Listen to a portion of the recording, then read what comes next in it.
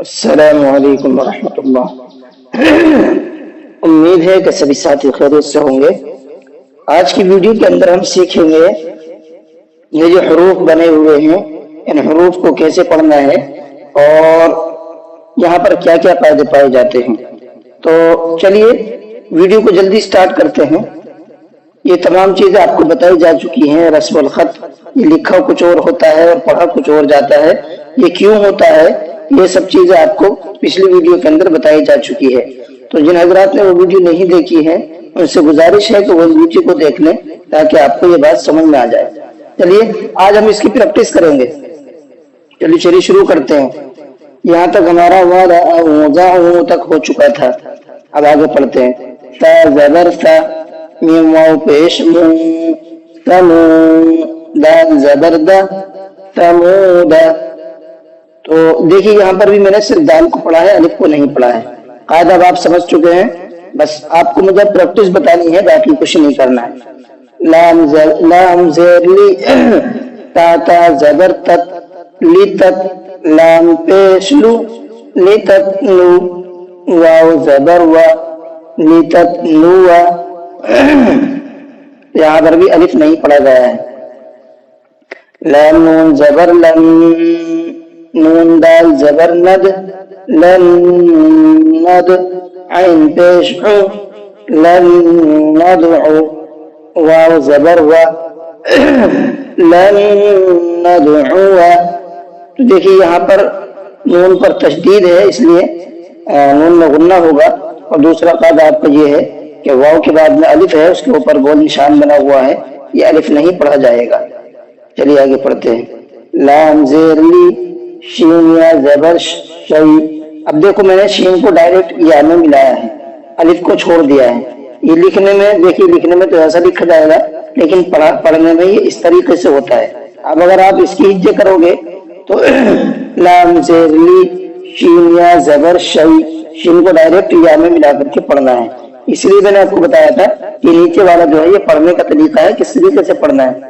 اگر آپ کو ہجے کرنی ہے اور ہجے نکال کر کے پڑھنا ہے تو آپ نیچے والے لفظ سے نکال کر کے پڑھیں، اوپر والے سے آپ کو کنفیوژن ہوگی۔ سمجھنا اوپر والے سے ہے، تو وہ سمجھنا اوپر والے سے ہے اور پڑھنا نیچے والے کو ہے، تاکہ آپ کو پھر کوئی دعوت نہ رہے اور ٹھیک سے آپ سے پڑھا جائے۔ چلیے شیا زبر شی، لی شی، حمزہ دو زیر ان، لی شی ان، لام کھڑا زبر لا، کاف نون زیر کن، لیکن، نون زبر نا، لیکن نا۔ دیکھیے یہاں پر بھی وہی قاعدہ ہے، نون پر تشدید ہے تو غنہ بھی ہوگا اور الف نہیں پڑھا جائے گا۔ لیکن نا، اگر جیسے میں نے پڑھا ہے، اگر آپ نیچے دیکھو گے تو سیم ویسے ہی لکھا ہوا ہے جیسے میں نے پڑھا، لیکن نا۔ آگے چلیے۔